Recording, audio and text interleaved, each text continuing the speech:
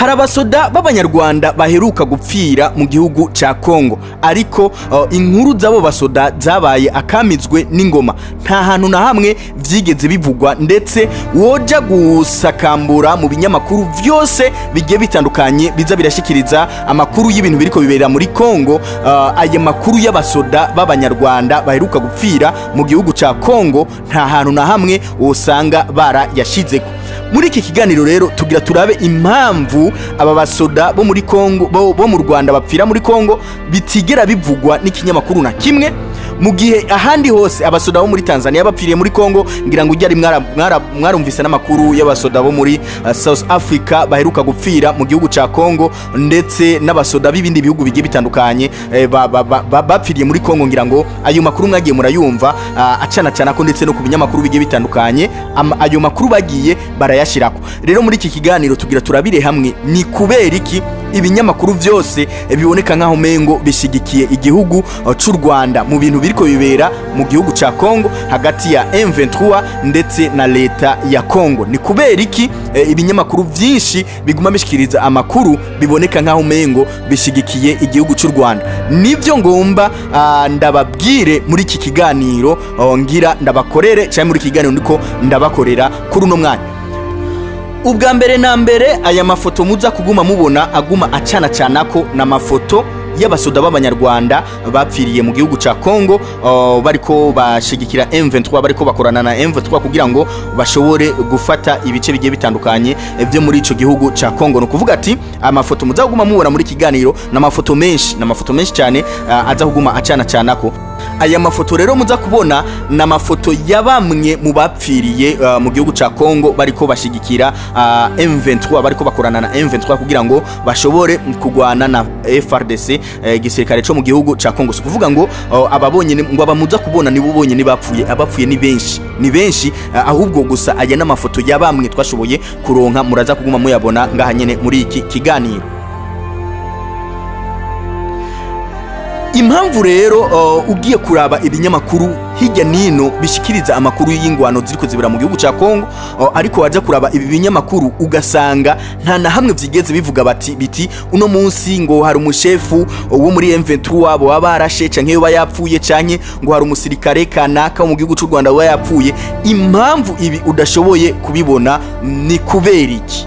Iki kintu nico ngomba mwumvirize neza cyane muri iki kiganiro, kandi muraza kubitahura kubera ko abenshi narabivuze ubwa mbere, narabivuze abantu ntimwigeze muntahura ijana ku ijana. Abenshi byaboneka nkaho mengo bariko barabiharira, ariko hariho bamwe bashoboye kuntahura. Impamvu nuko leta y'igihugu c'u Rwanda irashora irafise ukuntu ishora amafaranga muri ibi binyamakuru kugira ngo bikavaringe abantu baba bari ku ruhande rwabo. No kuvuga ati yaba igisoda c'u Rwanda jaha ikintu cyaco cyose gifitaniye ubucuti n'igihugu c'u Rwanda, bo barakikavaringa mu gihe kiba cyahuye n'ikibazo, ahubwo bakavuga bati iki kintu kirarenze. Nk'akarorero nka M23 nko kumubona, ngira ngo murabona neza cyane yuko ibinyamakuru byinshi byo mu Rwanda biguma ari byo biguma byamamaza biti M23 yatsinze, M23 yakoze ibi, M23. Urumva ibinyamakuru byo mu gihugu c'u Rwanda bimenyesha inkuru nziza kuri M23, ariko ku gisoda ca Kongo canke ku bindi bihugu bisanzwe bidahuza bitavuga rumwe n'igihugu c'u Rwanda, ibi binyamakuru ntivyigera bivuga inkuru uko iri, canke ngo inkuru bayivuge neza nkaho nk'akarorero berekane yuko bashobora kuba bashigikiye nka South Africa canke mu president wo mu gihugu kanaka ivyo yavuze. Bobo baza bakora cyane muri system yo kugomba gupinga ivyo uwo president aba yavuze. Akarorero ntitugakure kure, akarorero kari hafi nyene kwijambo ejo byashikirijwe ku munsi wejo na nyene cubahiro umukuru w'igihugu c'u Burundi Evariste Ndayishimiye. Ngira ngo mwararyumvirije neza, nimba mutaryumvise ntaco ndaza kugaruka kuri bimwe byashoboye kuvugwa kuri iryo jambo. Ariko ugiye kuraba ibinyamakuru vyo mu gihugu c'u Rwanda uko navyo vyashikirije iri jambo rya president w'igihugu c'u Burundi, urabona neza cyane yuko bariko bandika caption zo gupinga canke zo gutesha agaciro rirya jambo umukuru w'igihugu c'u Burundi yari yavuze. Umukuru w'igihugu c'u Burundi yaravuze ati ibi bintu u Rwanda ruriko rurategura, turazi ko u Rwanda ruriko rutegura ibintu bibi ku gihugu c'u Burundi. Rero nimba komite internationale idahagurukiye ibi bintu ibifate mu minwe ibifate au sérieux, igihugu cy'u Burundi ntituzigira twemera yuko u Rwanda ruza gukorera mu Burundi ivyo ruriko rukorera mu bindi bihugu. U Rwanda n'urwageza gusa rukavuga ruti ngo ruze gukora ibintu nk'ivyo ruriko rukora handi mu gihugu cy'u Burundi, intambara izoba ikwiragiye mu karere kose. Twebwe abarundi ntituzokwemera kurera amaboko, ntituzokwemera guhonyangwa ku mutwe. Iryo niryo jambo umukuru w'igihugu cy'u Burundi yashowe kuvuga. Ariko ugiye kuraba ibinyamakuru byo mu gihugu cy'u Rwanda uzubona ati ngo president w'u Burundi ngo atanguye kugira ubwoba ngo atabaje ngo komite internationale ngo ihaguruke ngo ifate iki kibazo ngo mu minwe. Amakaption mwe nayo niyo bagiye barandika, donc bagiye barafata bahinduriramwo rya jambo bagafata ibintu bifitanye isano na rya jambo mugabo bagaca baryandika barihinduriramwo mu kuritesha agaciro ndetse no mu gutesha agaciro uwariko ararivuga, ndetse n'umuntu aza kubisoma aze kuvuga ati koko umukuru w'igihugu cy'u Burundi yagize ubwoba kubw'igihugu cy'u Rwanda. Ibi rero biva kuki?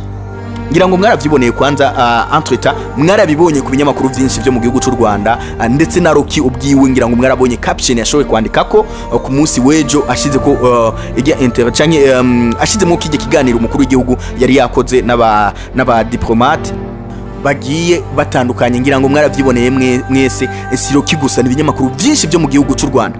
Rero ibi mwibuke yuko nigeze kubivuga mu minsi yahera aho u Rwanda ibinyamakuru byinshi byose namanda bivuga iminsi yose ati nta muntu aba mubi wese kandi nta muntu aba mwiza wese, buri muntu afise ububi bwiwe, buri muntu afise ubwiza bwiwe, kandi buri gihugu gifise ububi ababi baco, kandi buri gihugu gifise abeza baco. Rero s'abanyarwanda bose, hariho n'abanyarwanda batahura 100% bakavuga bati nubwo turi ngaha muri iki gihugu ibiriko birakogwa turabitahura mugareka twinumire tu. Ngira ngo murazi ijambo rivuga riti ufise agatwe gato akarinda ikiguma. Rero reka tubandane.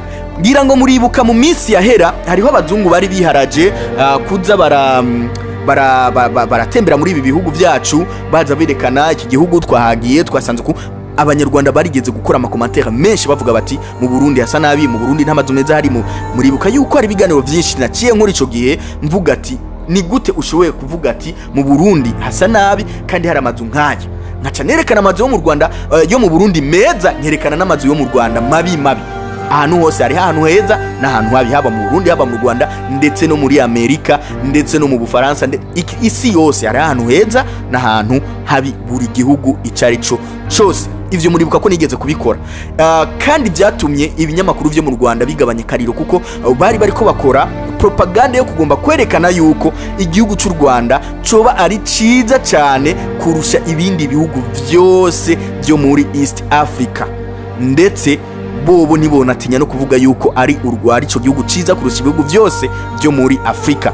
Iyo niyo ntumbero, niyo target bari bafise. Ariko bageze ku Burundi, muribuka ko nakoze ibiganiro byinshi cyane ndiko ndamiriza navuga ati aba journaliste b'abarundi murakwiye guhaguruka, abantu bakorera ku mbuga, iyi ni ngwano yo ku mbuga. Muribuka yuko ivyo nabivuga kenshi ati iyi ni ngwano yo ku mbuga. Rero ingwano z'ibihugu ziri kwinshi, muri mu muziki harabaho ingwano, mu mupira harabaho ingwano, mu bisati byarivyo byose harabaho ingwano zigiye zitandukanye zijanye n'ivyo bikogwa. Rero ku mbuga naho nyene izo ngwano zarahabaye, zogomba kwerekana yuko ibindi bihugu ari bibi, ahubwo igihugu ca mbere ciza ari igihugu cy'u Rwanda. Ngira ngo ivyo muravyibuka. Rero no kuvuga ati leta y'u Rwanda yarasupportinze cyane ibi binyamakuru, sinzi system yaba supportinzemo iyariyo, kiretse ko hariho umunyarwanda umwe ubwiwe yigeze kunyandikira arambwira ati nimero yiwe nayo ngifise entreta kuko haraheze igihe kirekire, aranyandikira arambwira ati ngo mu Rwanda ngo hariho systeme yuko leta ifata ikagurira n'abanyagihugu amatelefone bamwe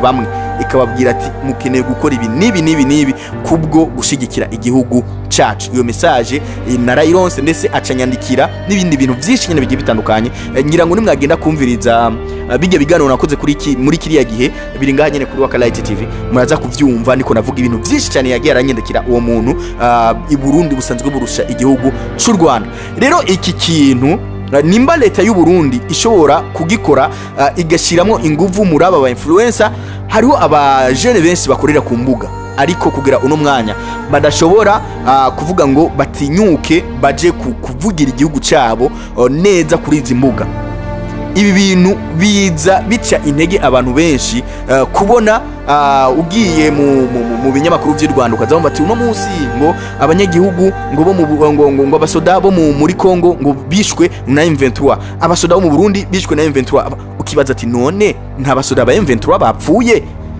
Ukabibura. Ariko ntibishoboka, nta basoda bo muri Kongo gusaba kwa mafi imisi yose, ariko nabo habura abasoda babo bapfa. Rero niyo yaya mafoto muri ko murabona, mumenye neza yuko u Rwanda narwo nyene ruriko ruca mu bihe bigoye. Nimubone ngo bafashe Goma mwibaze yuko Kongo, igihugu ca Kongo ari cyo conyene kiriko kiraca mu bihe bigoye, ibihe by'intambara, ahubwo n'u Rwanda narwo nyene ruriko ruraca mu bintu bitoroshe. Amavideo y'abantu bagiye barakomereka mu gihugu cy'u Rwanda, abagiye bararaswa, ngira ngo mwagiye murayabona amwe acana ko ku mbuga, ndetse n'abasoda benshi barapfiriye kuri ugo rugamba. Reka mvuga nti nimwibagire gukora subscribe hano kuri Waka Light TV mu kurindira n'ibindi biganiro byinshi bigiye bitandukanye. Ciao ciao.